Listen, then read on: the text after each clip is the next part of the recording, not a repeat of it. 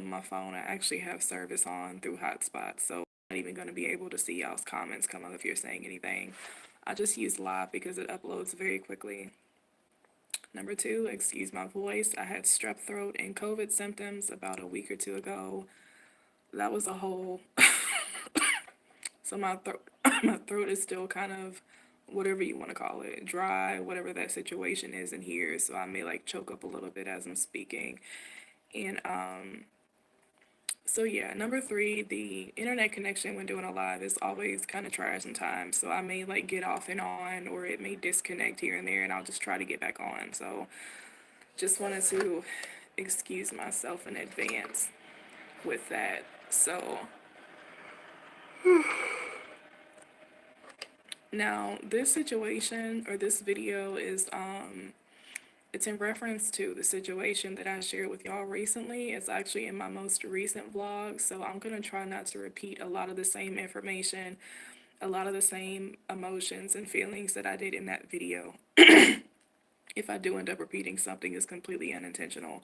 However, I just wanted to get on here and address my personal frustration. I think this is actually a bigger issue, and I'm going to talk about this, okay? I've actually been wanting to talk about stuff like this on my channel. I do want to take the channel into more of a direction of podcast related things, talking about several different issues and topics whenever that's going to get done. I would like a new camera for that.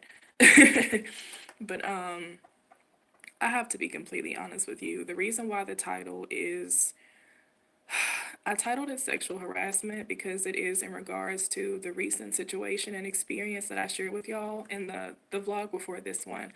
But sexual harassment is I couldn't think of a different term because there's a lot of people who experience something similar that may not be sexual harassment. It may not be literal, actual, like physical sexual harassment. It could just be the energy somebody's giving you. I don't know if that still falls under the umbrella of sexual harassment. I don't know if there's a different term to use, but I personally chose that. Give me a second.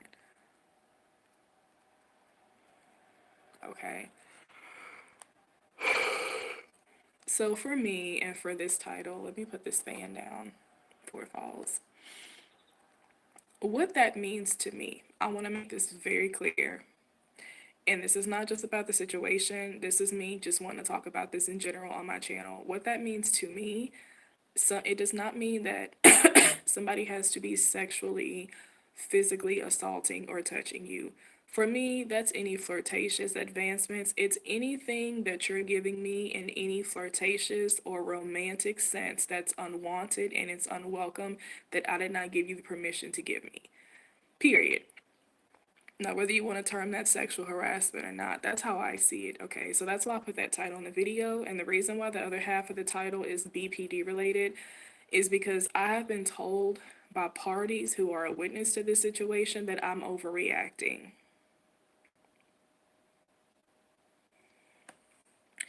This is why this needs to be a topic, because I'm going to be completely honest with you, and this is why BPD is going to be mentioned in here.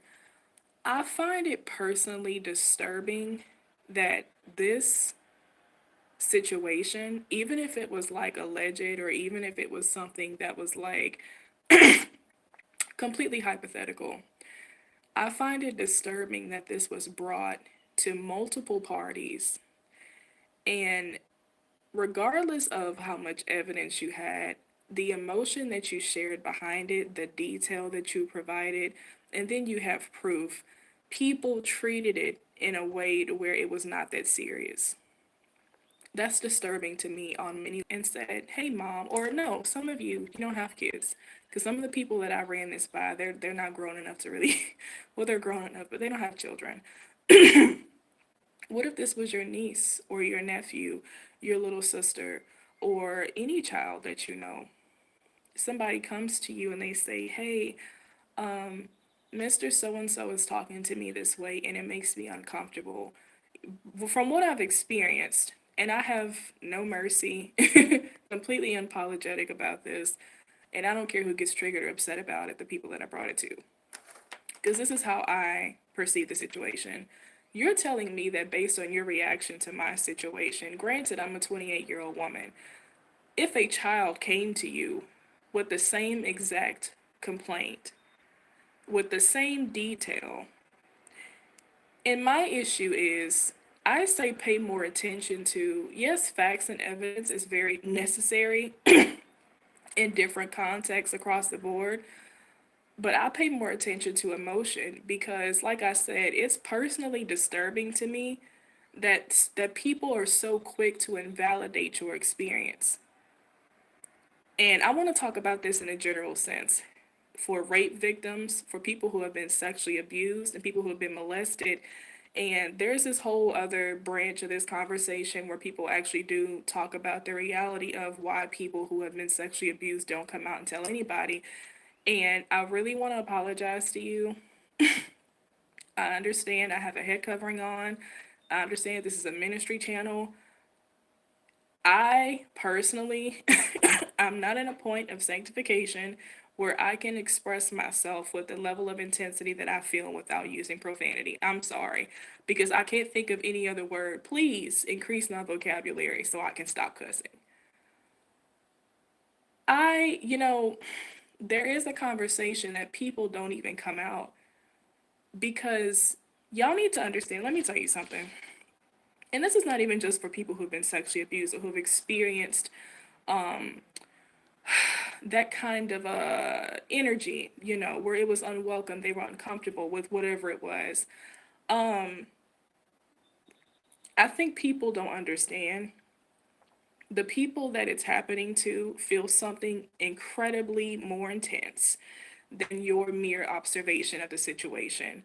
This is a part of the problem where you have people who are witnesses to what's transpiring or witnesses to what's being said who have not actually gone through that experience. So what ends up happening is, okay, so you're bringing these texts and you're bringing this situation, or maybe it's not a text, maybe you're just telling somebody. My issue, once again, I have proof.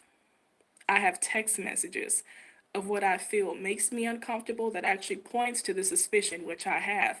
You have children and people that don't have shit to give you. They don't have a text message. They don't have an email. They don't have anything. They just have their voice. And they come to you and say, Mommy, Daddy, or Aunt, Uncle, whoever, this and this happened. So at that point, there's no evidence. It's just conversation. So you're telling me you're not going to trust their word, or you're going to invalidate their experience and the level of emotion behind it in their face and downplay it to not be that serious. That's disturbing to me. What I experienced from the people who I did bring this to, and this is just something I was able to gauge. This is not any, I warned y'all about my throat.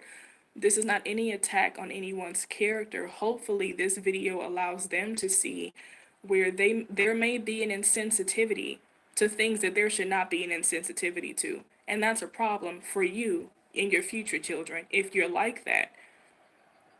I'm going to be completely honest with you. I can't say if I would be different if maybe I had not gone through sexual abuse personally. I can't say that, but because this is who I am, this is me, Brandy, today, I'm not ever going to have a situation where a friend of mine, especially not a damn child, comes to me and makes it known to me that she feels, number one, she feels that this is taking place. This is the way she perceived and processed the experience, and this is the way that she's being affected by it. You're not going to bring that to me and I tell you that what you're experiencing and whatever took place was not that serious. I don't have a place to tell you or to invalidate or put any degree on your experience. I would be an asshole for that. I genuinely question someone's judgment who does that with anything. At this point, you're a listener. This is what people on the, not the, I guess the witness stand, you're listening. When you're on jury duty or something, or you're a part of, any type of case or situation, we have to listen. We need the context. We need to know, we're getting the evidence, we're getting everything, and then we make a judgment. I would find it very heartless and cruel if I was a part of a witness stand or if I was a part of a situation where I had to give an honest judgment on someone potentially experiencing something they should never had experienced, and I tell them their feelings did not matter in that situation. What you experienced wasn't real. I don't even care if you have the evidence or if I don't, people, this is my thing. What I'm trying to say is I see a pattern across the board with many different issues where people's feelings and how things have affected them are being invalidated. And as a Christian, with the God you claim to serve, for those of you watching this, because I don't think you would be watching this if you weren't a Christian. If you are, then welcome. But before I continue, like I said, I'm on the okay. I have 6 people on here. Could y'all please let me know, is the video clear? Is everything clear? You can see me, you can hear me fine. Is there any blotchiness or skipping? Please let me know before I continue.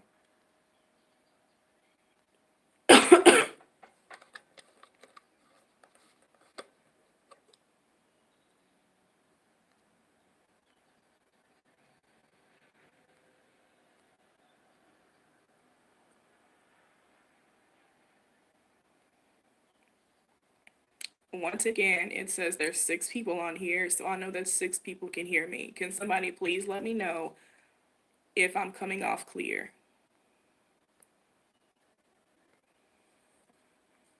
I don't want to upload this video and it's all skippy and connection is weird and all this other stuff. Okay, now it's not letting me see any comments.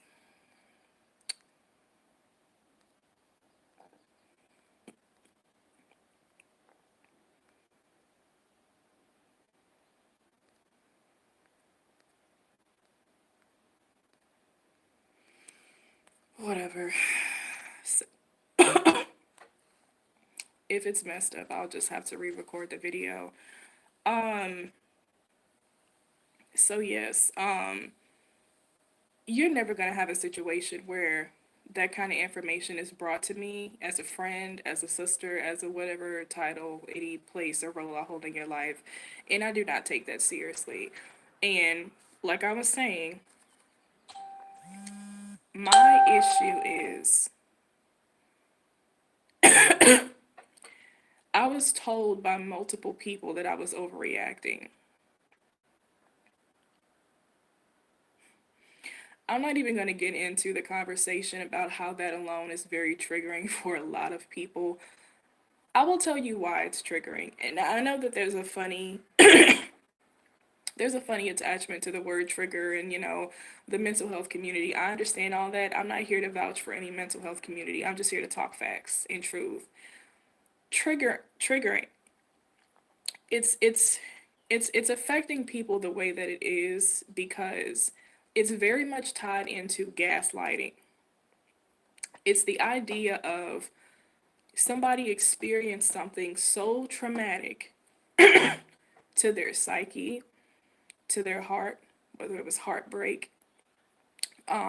Maybe there was a boundary with this particular individual that was crossed when it comes to the situation that occurred or the parties involved, okay? And you're basically saying that not only how it affected them, the emotion that occurred, what they felt, and the emotional and mental and psychological place that it currently has put them in. Why are all these people adding me on Facebook? The current state that's resulted in the current state that they're in now as a person. You're not only saying it doesn't matter, you're saying it's not that serious. As if you're in their body and you can feel the adrenaline that occurred whenever the situation happened, as if you could feel the shattering and the fragmentation whenever their heart was broken, as if you could feel the pain when they were raped, or as if you could feel the level of discomfort and anxiety and untrustworthiness that this has brought up or conjured up in someone when this conversation took place via text message. And because you're a simple witness to the situation, you, because it didn't happen to you. Which brings me back to my point. This is what was told to me by peers who were all of age, we're all adults. The reason I find this disturbing is, which shows the personal bias that's very subconscious for a lot of people. It's okay to say it wasn't that serious to her because she's a 28-year-old Christian woman. Would you have the same reaction if this were a 4-year-old who came to you with that same information and then she had proof? Would that still be your same reaction to that? Most of you would jump and say, absolutely not. Of course it wouldn't. That's disturbing. That's disturbing if you have a child coming to you with these kinds of accusations and allegations. I would be bothered personally, and once again, I would question your judgment as a Christian and as an adult. If you were, if you did say, yeah, excuse me, yeah, I would have the same reaction towards that. Doesn't matter the age, really. So you'd have the same reaction if a child came to you in a daycare center and said, hey, so and so is talking to me this way. They've done this a few times and I've told them about it. They don't really correct themselves. There's no real accountability. A child's not going to say all of this, but basically, why I brought up the emotionalism of it and why I care more about that and why I would not be in a position to invalidate any of my peers, friends, experience or feelings if that were brought to me is because I feel like I would pay more attention to the emotion. I care more about how it affected you. I don't give a damn if they didn't mean anything by it or not. Because guess what? It affected you, didn't it? If someone throws a paper plane in class, I just want to give y'all some perspective because a lot of you are very subconsciously insensitive and completely dulled to things that you should not be dulled to. That's disturbing, especially for somebody who has the Holy Spirit. You should be more adept. You should be more quickened to things like this. There should be an increased sensitivity to things like this, to where you said it wasn't that serious. That's scary to me. So, to give you some perspective, respectfully, let's say somebody is throwing a paper plane in class, and it hits a student, and this student starts crying. As a matter of fact, she starts going crazy. She's just like, she don't know what hit her, no pun intended. She's screaming, she's crying, she's doing the whole nine in the classroom. To parallel the responses and the reaction I got to this actual contextual situation, some would say the child is overreacting. It may look like she's overreacting because in your eyes, the offense was, if you even consider an offense at all, it was a very light thing. A paper plane hit her. She should not be falling out the desk and crying and dramatic about the situation and just, she's screaming at the top of her lungs as if she just got, hit with a baseball bat. Okay, understandable. But that's not her experience. It does not matter how light you felt it was. What I would focus on, especially if I were a teacher, is how negatively affected and impacted by the situation she is, which it seems like in most cases people don't really care about. Your friend is affected by this. I don't give a damn whether you felt like it was light text messages or not. Look how it's affecting her. It's serious to her. So this is where we question when it comes to approaching the situation. Am I going to come and tell this student, calm down, you'll be all right, you're a big girl, it's okay, it's not that big of a deal? Or am I going to go to her, understanding her perception, understanding her experience, and I comfort her? And I say, you know what? He shouldn't have thrown that plane at you. Point being, hey, it may have been harmless. It may have been an accident. Maybe the kid who threw the paper plane didn't mean anything by it. Does that matter in this situation when it comes to how it affected the individual? Absolutely not. It doesn't. She could be completely traumatized by the experience that you perceive to be very light in context, but it's not light in context to her. The only thing that would resolve what she was feeling in that moment is for you to go and comfort that child. She not gonna understand, oh, you're a big girl, it's okay, get up. You know what that would do to a child. You know what that would do to a person who. And I understand people victimize themselves in situations where, granted, they probably should not be victimized. But what that would do for somebody who is a victim in this situation, what you did, your actions would prove, and they would be perceived to be dismissive. That child would translate that experience as something bad happened to me, somebody witnessed it, and did nothing about it. As a matter of fact, they invalidated my feelings when I was crying about that plane hitting me. She made it seem like it wasn't a big deal. So, you know what that teaches me as a child? That what I feel doesn't matter. Somebody else can hit me again. Somebody else can hurt me or traumatize me in a like manner in the future. And I'm not going to tell anybody. And as a matter of fact, I'm not even going to expect any justice for it. I'm not even going to expect anything to be done about it to resolve the situation or to have it corrected, because I've already had it shown to me and demonstrated to me that what I felt and what happened to me, no matter how much it affected me, was not that serious for anybody to want to do anything serious about it. So let me ask you a question, Christian. Is that righteous to you? Would you say that's righteous? Do you think that's the way the Lord would handle that situation? Absolutely not. So we can't be in an area of we can't be in an area of just downplaying people's experience. I hate many things. That's one of them. Even in my experience, being somebody that deals with many different forms of trauma, that is something that irritates my soul when I see people do that to other people. It puts a rage in me that I cannot describe. Because Torah and the scriptures literally are centered around caring for their neighbor, caring for other Israelites, caring for the body of Christ. You have to care about that petty stuff. I've done videos about this in the past. The whole point in denying yourself, putting yourself aside, putting your brethren before yourself, as the scriptures say. It's the idea of the Lord is so interested, He's so invested in your well being and making sure that you are completely resting in the inheritance that He died for you to have, the peace that He was tortured for you to have. He said he's focused on the little things, anything that hurts your feelings. It doesn't matter how small it's perceived to be. It may be small to people. It's not small to God because of how it's affecting you. That's my point.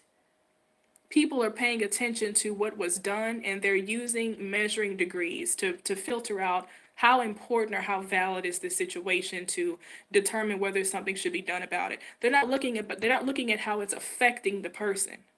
God is interested in how it's affecting you. It doesn't matter. He's not grading what happened. The same thing could happen to somebody else and they may not respond that way. But this is how you responded to the situation. I'm going to take that seriously as your maker. I'm going to take that seriously as your provider, as your caretaker. Because this is tainting my image of what I made you to be. This is negatively impacting and affecting you. This is putting you in a dimension that I did not create you to be in. So other people may not care. Other people may invalidate it. I'm not invalidating it. I take it very seriously. And I want to say something. Reality, in my opinion, is very subjective. You have reality of, in the sense of facts. This is kind of related to my truth versus true message I did in 2016.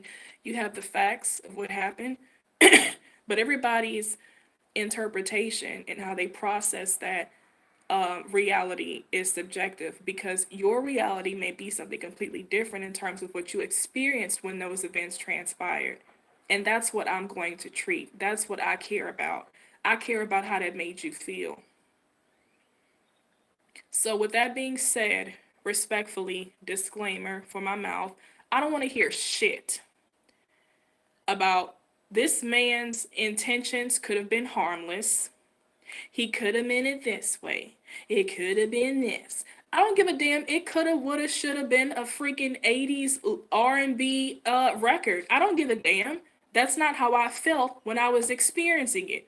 Why you're not paying attention to that makes me question your character and your judgment as an individual. And let me say, in terms of someone being a believer who caused the offense, do you know how the Lord would have that situation be addressed? You may have been harmless. You may have not meant anything by it, but when you see how it's affecting your neighbor, if you see how it's affecting your brother and your sister, you say, "Whoa, this is what you do." Hey, number one, accountability. Father's really big about that. He's a legalist. He's a judge. He has to be. Accountability. What does accountability look like? Excuse me. I can't see y'all's comments. I see people talking, but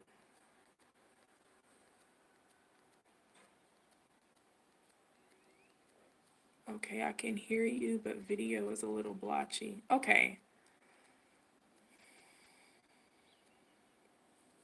I'm wondering if, okay, I'm going to get off this phone. Since y'all said you can hear me clear, that's good.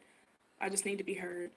I'm gonna get off of this phone and I'm gonna get on the other phone. I'm gonna see if it's still gonna let me like jump back